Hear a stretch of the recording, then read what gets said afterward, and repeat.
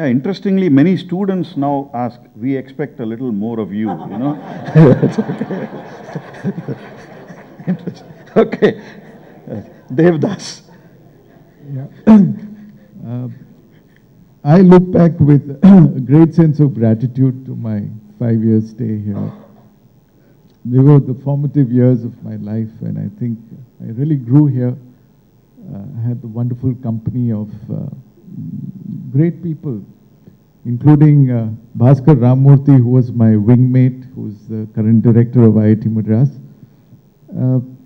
I think we had a great sense of fellowship. We discussed many things, not just studies and professors and the girls. We discussed... You mean you had them at that time? We had one girl in our class. But I think we were very serious in many ways. We were very idealistic. We used to discuss lots of issues. We had wonderful opportunities to blossom in many areas.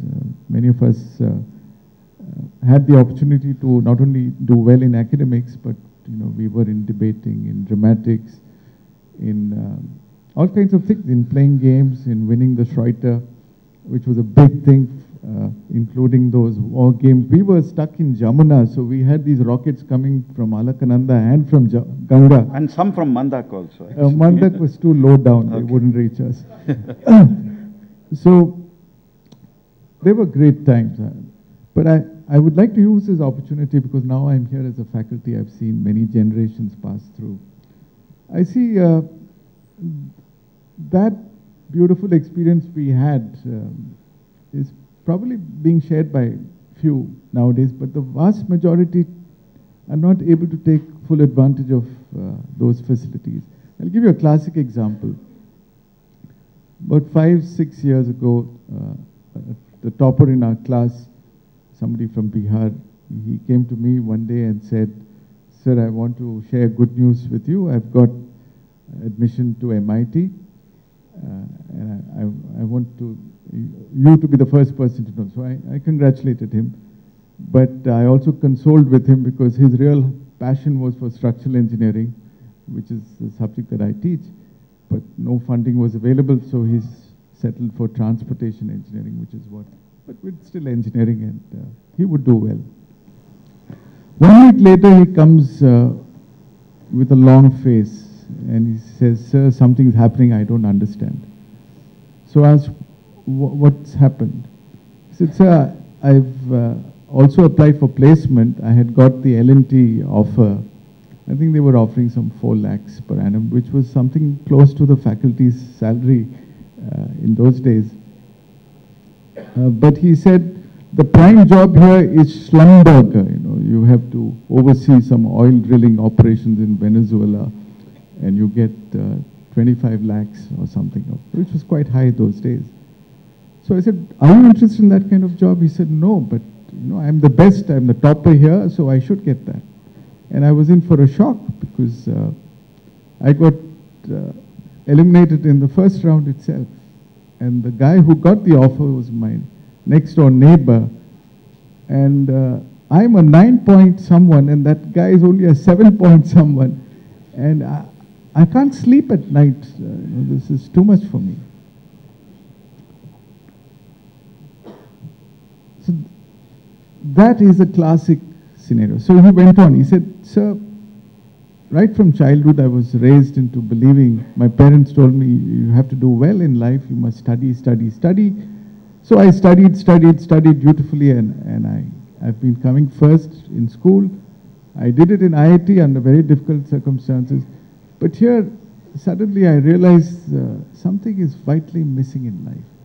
And to me, that is something in our education which we don't give. Our education helps us earn a livelihood and become successful, but it really doesn't teach us how to live. And that's probably the basis why we launched this new course, which I mentioned. He mentioned. We're offering a 3-credit course called Self-Awareness.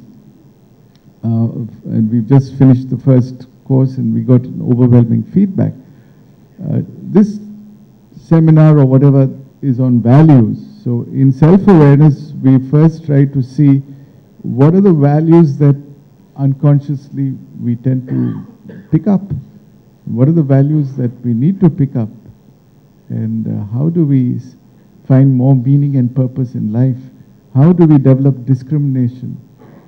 Being able to judge, what is good and what is not. And how do we have the abilities to learn to nurture those good values and to reject the ones that we unconsciously have. Great. Thank you. We'll open the to the floor now, actually. Thank you, Devdas. You can see, at least I could see a difference between the teacher and those who are in the professional side. Rajat, yeah, please go ahead. Yeah. So this is something, again, my personal opinion, is I think we don't teach very well at IIT, and maybe it's related to this. And I've seen this also in terms of, over the years, I've been trying to see how we educate in India versus the schools, for example, schooling that we've gotten here versus the schooling in the US. And I think there's one big distinct difference. And I'm not talking about how, the level and the curriculum, etc. And I think that is something that reflects also in the IIT system, is that we are treated and we treat ourselves as individuals very much out here. It's all about myself, my grade, and my academics. It's the RG-giri that we talked about, right? Relative grading, right? So I think that's actually an unhealthy system to some extent, because we don't work, at least during our training in the 4 years here, as teams. And I've seen a lot of that, even in high schools and middle schools out there, where they work on team projects. And I think that's very important, because when you work in, when you get into the, the workforce in a corporate setting or any other setting for that matter, the aspect of team is very, very important. So, I mean, a few of us have been very lucky, even at IIT, to be part of other teams, like athletic teams or, sports teams. I think, Intra-IITs was a fantastic way to get that team spirit, everybody in the, one train bogie compartment traveling. It's a very, very important thing. But I think that as part of the curriculum, if we can insert that into the curriculum in terms of team activities, team projects, in a more structured fashion, I think the outcome will actually be very positive. Actually, that's happening, Rajat. Starting from the first year, we have this introduction to design course, a lot of team projects. I would say it's increased over the years, but that's good news. I'll open up. We have some time left. About Nagaraj and I started at 12. We have about 10 minutes at least. Questions from the floor to any one of the panelists, because we just have 2 rounds of brief presentations. Any questions to the panelists? Yeah, sure. Go ahead. I think you had mentioned a good one, relationship. Fairness. I mean, that's a dilemma most of us face in life, Should I, maybe we'll put it up as a start. Balasubramaniam, would you like to answer that, since you raised that point after Rajat?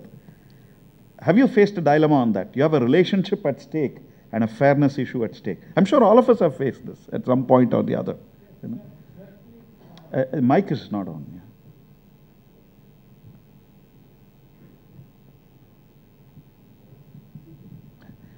You check whether the battery is run down, please.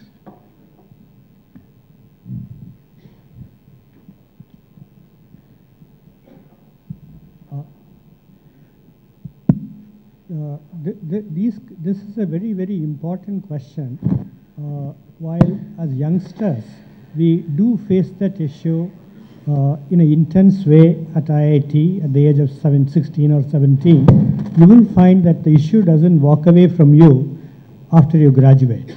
For the rest of your life, we are all faced with that same issue of how far do I share and communicate and allow someone else the privilege of having an excellent relationship with me, and where do I draw the line? At what point of time the relationship may cross the line of fairness between us?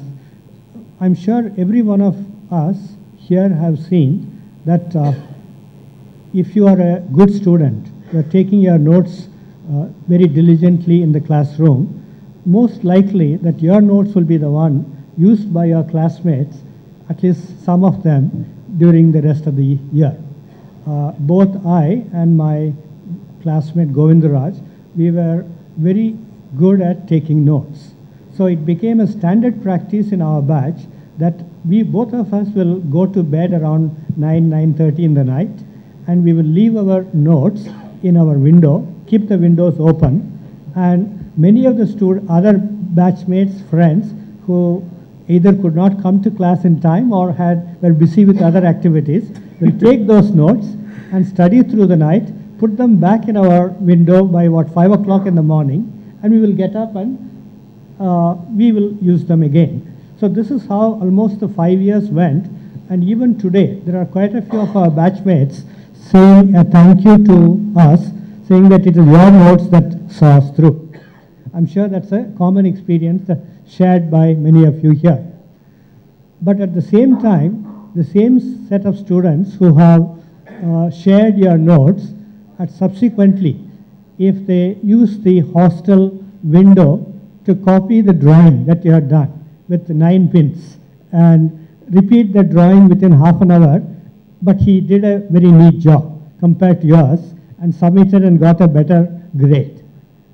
Now, that is a dilemma that I faced, definitely, as a young student here, seeing that it is the duty of the teacher to identify and catch that he has not done his homework, whereas I could not say no to my friend, saying that I will not show you my drawing.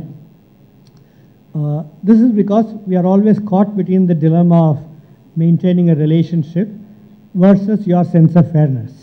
And I'm sure this issue comes up in life many times subsequently. So each one of us have to know where to draw the line and be comfortable with it. I'm sure I'll pass it on. There is a lot of subjectivity, but I think the point is well made. Yeah, I'll pass it on to Rajat. Yeah.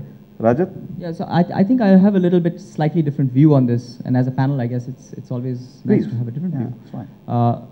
I'm more black and white. I'm not, so first thing is that I think it's good to appreciate that the world isn't fair. You've got to be, largely there are issues that you have to deal with in a practical sense, and you have to navigate the world, right? So if you make that assumption that the world isn't fair, but overall, it kind of balances out, then you're okay, I think. But in terms of relationships, it's very clear.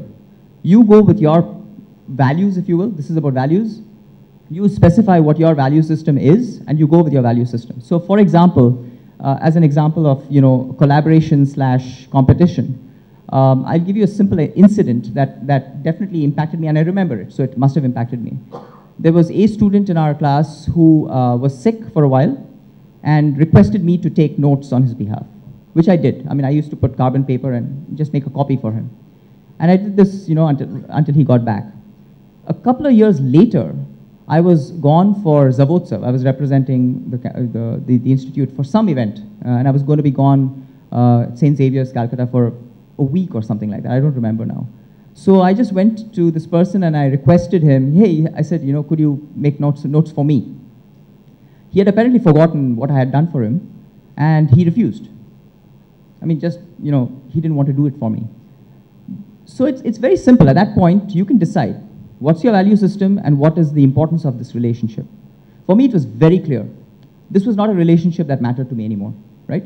So what I'm saying is you can make these kinds of distinct choice points in your life, and you can go with them, or you can be diplomatic and nice and try to maintain the relationships. So the way I am it's pretty straightforward. If it doesn't match my value system, it doesn't match. I move on. That's it. Devdas?